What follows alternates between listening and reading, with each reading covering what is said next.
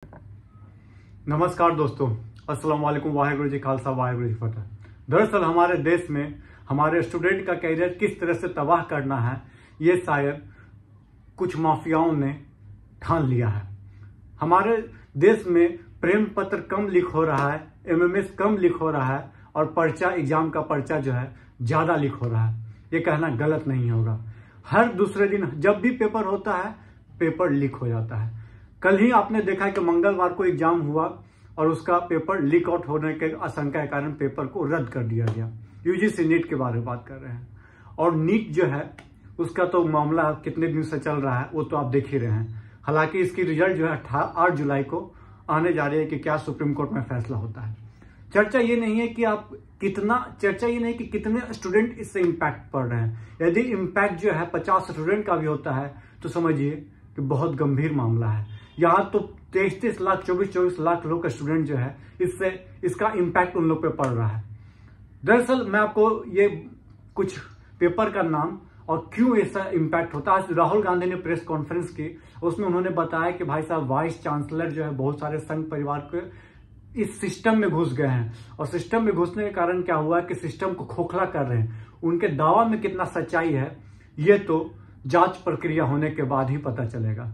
दरअसल नीट पे जो सुनवाई चल रही है उस पे अभी जो हाल ही ओथ लिए हैं एजुकेशन मिनिस्टर, उन्होंने बोला कि कोई भी धांधली नहीं हुआ, ऐसा कोई बात नहीं है, ये सब महज एक अफवाह है।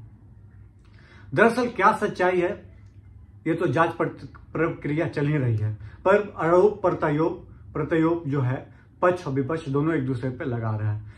कहां तक तो ये भी जा रहा है कि यूजीसी नीट में जो पीए तेजस्वी यादव के पीए का डायरेक्ट सम्मेलन है, मतलब डायरेक्ट इसमें मिले हुए हैं। कितनी सच्चाई है ये तो आने वाला समय बताएगा।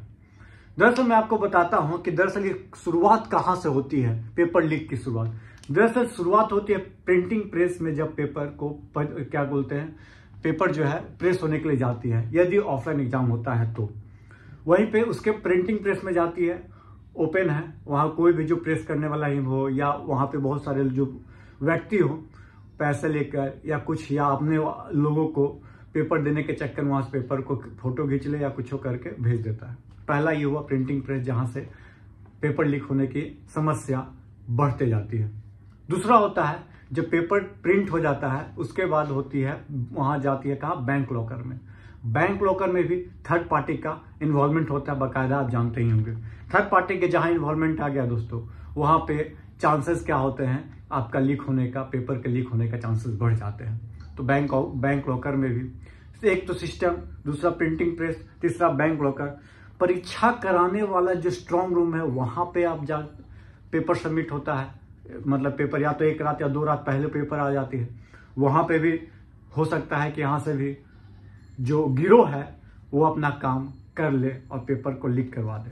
परीक्षा सेंटर पे हो जाता है कि क्वेश्चन का आंसर रटवा दिया जाता है, वहां पे A1 का ई मार्क के आना, 2 का ई मार्क आना, 3 का ई मार्क आना, ऐसा सिस्टम हो जाता है। वहीं पर परीक्षा कंट्रोलर भी कर सकता है ऐसा काम। तो ऐसा तमाम जो है आपको मैं बता दिया क्रोनोलॉजी के कहां कहां हो सकता है पेपर लीक। अब ये क्रोनोलॉजी समझिए कि भाई साहब एक बड़ा इम्पैक्ट जो कोचिंग सेंटर, बहुत सारे कोचिंग सेंटर वाले भी पेपर लीक करवा देते हैं। बोलिएगा कैसे? क्योंकि उनको दिखाना होता है कि हमारे यहाँ से इतने स्टूडेंट जो है पास होकर निकल गए हैं, या तो फिर बचौलिया जो है जिसको पैसा खाना है। भाई साहब नीट में जो फीस है, करोड़ों रुपया फीस है, किसी को 30 लाख 40 लाख में पेपर मिल रहा है तो करोड़ रुपया बचेगा तो सही। इस चक्कर में पेपर लीक करवा लेते हैं या कुछ लोग पैसे देकर ये धांधली करते भी। इसमें कुछ लोग पैसे वाले गार्जियन को भी गलती है कि भाई आप अपने बच्चे के भविष्य के चक्कर में कितने लोगों को भविष्य आप बर्बाद कर रहे हो। किस तरह से बर्बाद कर रहे हो इस पे हम आगे बात करेंगे।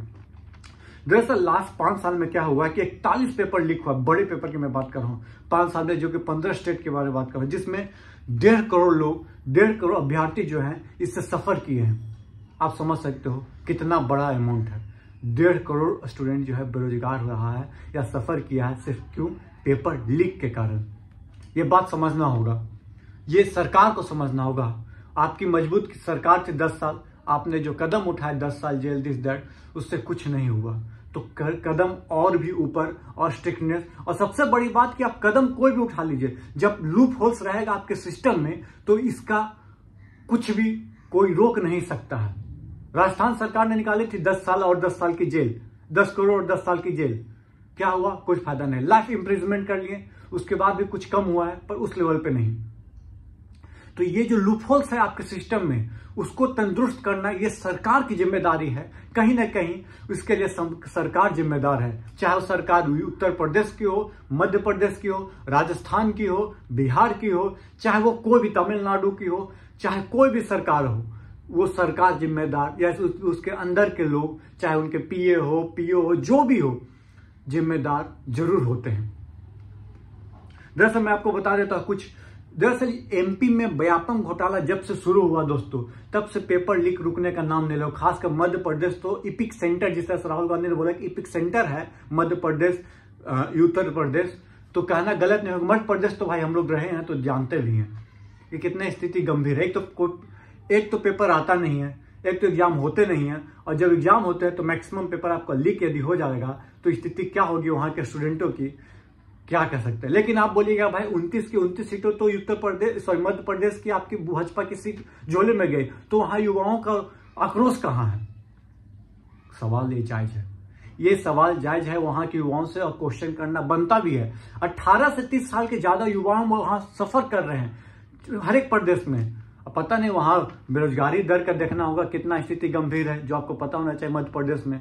उसके बावजूद 29 सीट जाके एक भाजपा को दे देते हैं लोग वहां के, तो समझ सकते हैं उन लोग का क्या स्थिति है। चलिए स्थिति की बात छोड़िए, हम बात करते हैं अब उत्तर प्रदेश की बात करते हैं। सरकार बनी योगी जी की, बहुत अच्छा काम किया जो आपने बुलडोजर सरकार चलाई। बुलडोजर सरकार से तो हम नहीं करते, लेकिन आप जिस तरह से क्राइम कम किए, खत्म, एक बॉक्स बहुत कम कर दिए, उसके लिए आपको तहे दिल से धन्यवाद। लेकिन ये क्राइम सिर्फ आपने क्रिमिनल को खत्म किया, लेकिन ये जो लूप होल्स है आपके एग्जाम कराने के संस्थाओं में, उसको खत्म करने में आप नाकामयाब हुए हैं। इस पे आपको अपने आप को एग्री करना होगा, या आपको मानना होगा कि हाँ इसमें नाकामयाब हुए। बोलिएगा कैसे?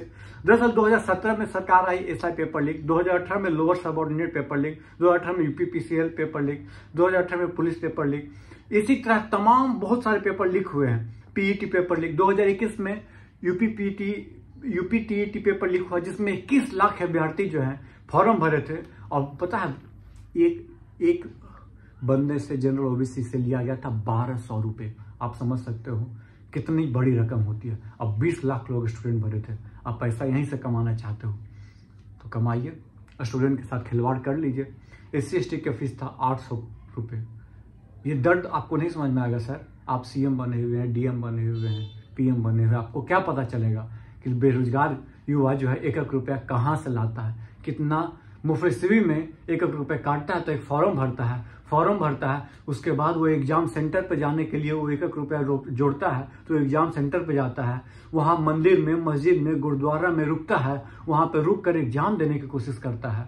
ये पीड़ा कहाँ से? एक ट्रेन के बाथरूम में बंद होकर भी लोग ट्रेन में जाते, ट्रेन के वो इंजन जो कनेक्ट करता है वहां पे लोग चढ़ के एग्जाम देने जाते हैं, यदि सीट नहीं मिलती है तो बताइए, उसके बाद पेपर लीक हो जाएगा तो स्टूडेंट का क्या स्थिति रहेगा? ये आप और हम नहीं, ये सरकारें नहीं समझ सकती, ये आप और हम समझ सकते हैं, क्योंकि आप हम ये इससे झेल रहे हैं, इसको देख रहे हैं। इससे आपकी हमारी स्थिति क्या हुई है या किसी और को बताने की जरूरत नहीं है। चलिए आगे हम आपको बताते हैं। रीट हुआ था 2023 में Rajasthan eligibility for elementary teacher के लिए, वो भी पेपर लीक हो गया।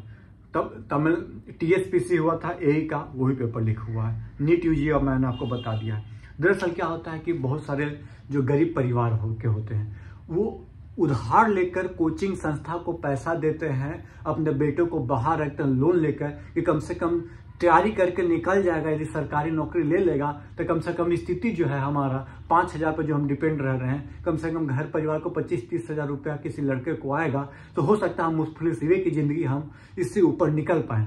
पर ये सरकारें अपने काम काज में विलीन है, घपलेबाजी करने में विलीन है, सरकारें चाहे जिसकी भी हो, आप नहीं समझेगा।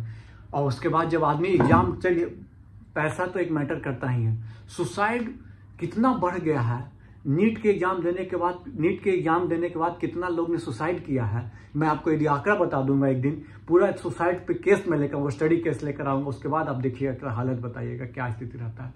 दरअसल मैं बात कर रहा हूं यहाँ पे क्या बोलते हैं, हाँ, मेंटल फैटिक, फिजिकल फैटिक और इमोशनल फैटिक। सपोज कीजिए मेरा तैयारी बहुत अच्छा है, मान लेते हैं मेरा तैयारी बहुत अच्छा है, मैं तैयारी करके एग्जाम देने गया और जो cut off, normal cut off यदि 80 नंबर है, 200 में यदि 105 कट ऑफ है, और वो चोरों के कारण, पेपर लीक, घपलबाजों के कारण जब क्या बोलते हैं 105 की जगह 120 पहुंच गया कट ऑफ, तो बताइए कितना इमोशनल ब्रेकडाउन होगा कि नहीं होगा। किसी के लिए भी इमोशनल ब्रेकडाउन हो सकता है, मेंटल, फिजिकल और तमाम। फिजिकल आपने साल भर रगड़ा है और उसके बाद आपका हालत ये कि आप पेपर में बैठे, कट ऑफ आपका पीछे रह गया, चलिए फिर से 8 साल से तैयारी कीजिए। हो सकता है कि बहुत सारे लोग इसको रिबूट ना कर, रीस्टार्ट नहीं कर सकते हैं। हो सकता है कि बहुत सारे लोग को रीस्टार्ट करना बहुत टफ टास्क हो जाएगा, क्योंकि उसकी फिजिकल स्ट्रेंथ किस लेवल पे है, मेंटल स्ट्रेंथ कहां पे है, क्या है, फिर इकोनॉमिकल स्ट्रेंथ कहां पे है, ये सभी लोग जानते थोड़ी ना है। ये लोग समझते नहीं है, सरकारें समझती नहीं है। और क्या बोले मैं उनको। उसके बाद मैं बात करता हूँ, अगला पॉइंट है जॉब क्राइसिस। जॉब क्राइसिस तो इतना खतरनाक, 45 साल में सबसे ज्यादा बेरोजगारी का स्थिति है हमारे देश में, तो समझ सकते हो कि क्या स्थिति है और कैसे ठीक होगा। यदि इसी तरह से पेपर लीक होता रहा तो क्या हो जाएगा, एक्यूमुलेट हो जाएंगे एक जगह एक्यूमुलेट हो जाएगा, समझ रहे हो कितना बेरोजगारी। तो उसके बाद क्या माइंड जो है डाइवर्ट हो जाता है, क्या करे क्या ना करे, कैसे दूसरा काम करे, तो ये समझती नहीं है सरकारें।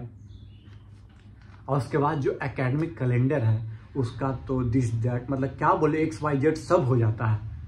अब बताइए, सपोज कीजिए कि सुप्रीम कोर्ट फैसला करता ये है कि भाई साहब पेपर निरस्त हो गया, तो ये जो अभी एडमिशन के टाइम था वो फिर से पेपर लेने में टाइम लग जाएगा, फिर से उसमें क्या बोलते हैं वो होता है, क्या बोलते हैं, मैं वर्ड भूल रहा हूँ, हाँ, वो फिर कॉलेज जो लेने के लिए किया जाता है, वो फिर काउंसलिंग कराने में फिर से समय बढ़ जाएगा। तो बताइए 3 महीना आपका लैप्स किया कि नहीं लैप्स किया।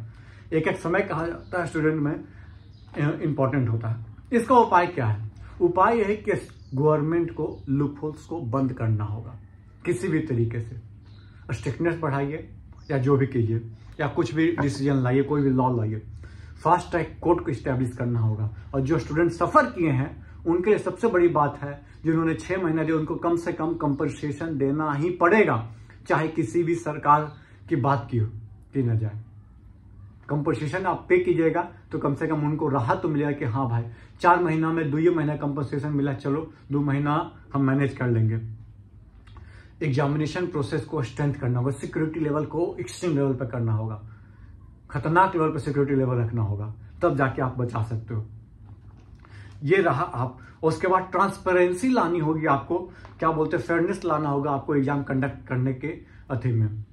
NTA, आज NTA नेशनल टेस्टिंग एजेंसी के लिए नॉन ट्रस्टिंग एजेंसी बन के रह गया है दोस्तों।